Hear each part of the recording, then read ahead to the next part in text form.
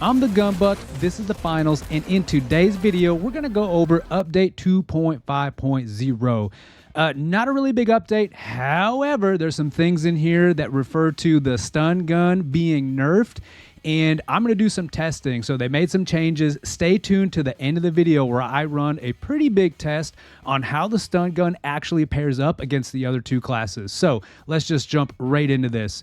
As you go to reach the finals patch notes /250, it shows that we have completed the community challenge. I'm so glad everyone did their part to help us bring the platform shift around the world 10 times. So let's see what they have to say here. Today, we're bringing you an update with some balance changes and dev comments on future changes to both the stun gun and the cloaking device. Sounds like a nerf for you lights. The second community challenge has come to an end. Congratulations on reaching the goal. We never worried. Well, maybe a little worried, although I didn't think so. I thought we were going to crush this. Enjoy your brand new boombox. And a special shout out to contestant Goo and Sledge for pushing the platform an astounding 185 kilometers. So he took it. That's pretty cool that they mentioned someone here in the update, like a player. That's dope.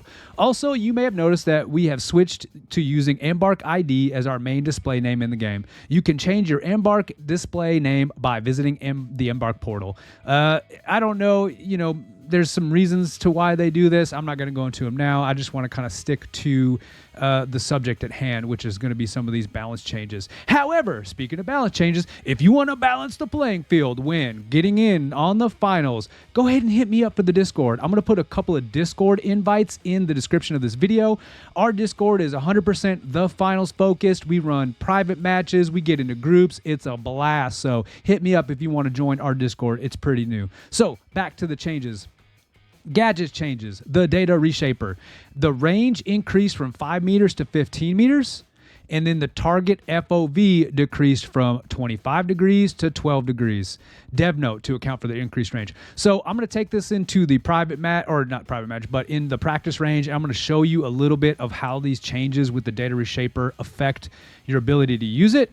But nothing here to me makes this utility viable at all. Like, it's cool and fun for casual play, just for some sick plays, I guess, but not, it's kind of a waste of a slot, if you ask me.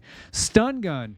They didn't make a change, but they're just letting you know it's coming. So the dev note says here, we're aware of player frustrations around being stunned by the stun gun and are planning some changes to get it to a better place. However, these changes require more testing before we deploy them, so it will be an update 2.6 before they arrive.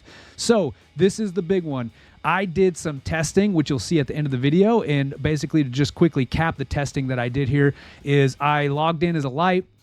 I rocked the stun gun. I stood, I don't know, a certain 10 meters away from a heavy and a medium. And so what I did was I had my son log in. First, he went with the heavy gun facing away from me. I stunned him from behind so he could have the chance to do a 180. And without pause, I switched to my weapon and tried to mow him down. We did this with the medium on a couple of guns, the most popular ones. We did this with the light with the most popular guns. And I did this against the heavy with their most popular guns. So stay tuned to the end of the video to see that testing. It was interesting, although if you've played a lot of light, I don't think it's very surprising. And then, of course, the specializations, the cloaking device. Increased activation cost from 14.2% to 33%. So they more than doubled the activation cost of this. So, as they say here in the dev note, this does not change the maximum sustain time, but makes it drain faster when toggling it on and off too frequently. In addition to this change, we've also been investigating changes to the visibility of cloak players, but these will not be deployed until 2.6 update when we also nerf the stun gun. So what this means is that every time you turn camo on or enable it, it's going to take a big chunk out of its ability for the activation cost. So that means you can't just keep toggling in and out of it, in and out of it, in and out of it. I don't think I'm that mad at this, if I'm being honest. I don't think this was the best move to appropriate the cloaking device, but and I didn't actually test this, but I probably should do another video. Let me know in the comments if you want to see another video where I do test this. But essentially, you can cloak twice before it just kind of completely stops you from going into cloak. So you can cloak, let's say you get hit by gas or something, and so you get uncloaked, then you can cloak again, and then that's it until your meter completely resets. So it really does change that quite a bit, and you do feel it in game for sure. The other one here is the mesh shield. They decreased the mesh shield from 1,000 to 750. I think this is okay as well. 1,000 was high. Heck, it used to be 1,500. So 750 is okay. What I would like to see is for them to buff the dome shield. I think they nerfed that way too into the ground way too hard. I'm okay with this nerf on the mesh shield, but I do think they should buff the dome shield. Just my 2 cents.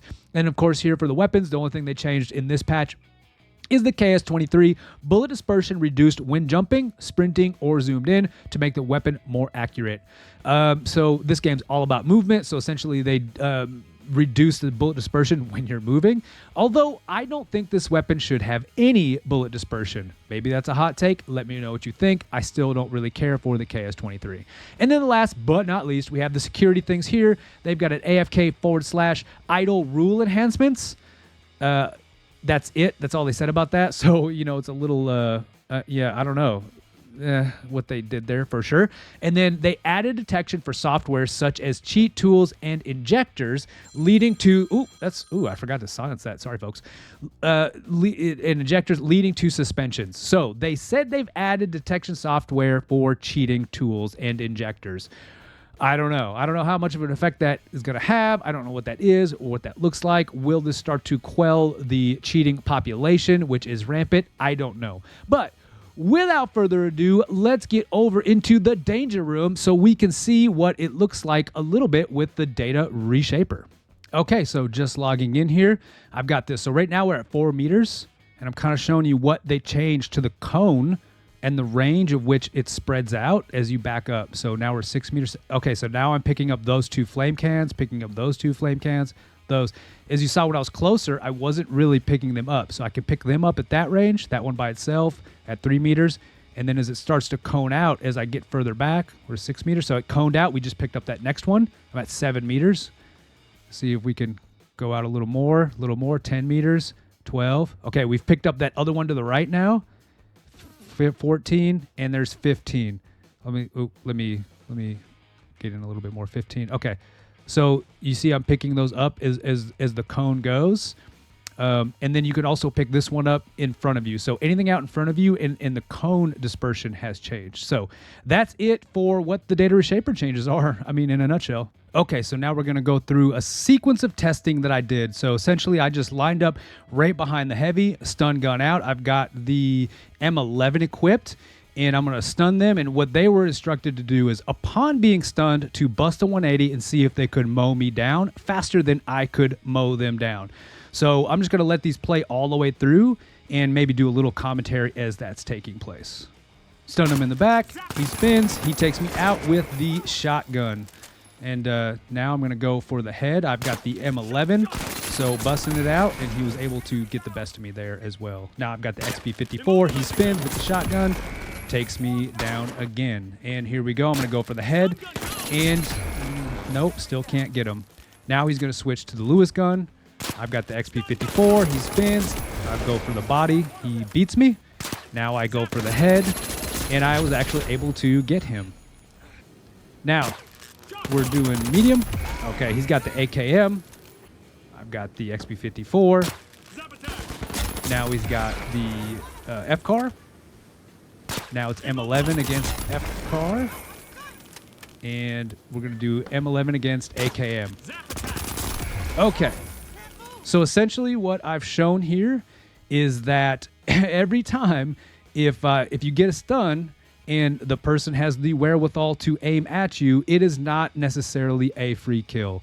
As the light, that stun gives you an opportunity to handle your business, but it is also still unforgiving. You saw in some situations, even if I hit every single shot, I still lose the fight. I didn't do any headshots with the medium because I kind of showed it with the heavy, at least with the XP54. He was able to, if we went body to body, he beats me every time. If I go to head, I did tend to win.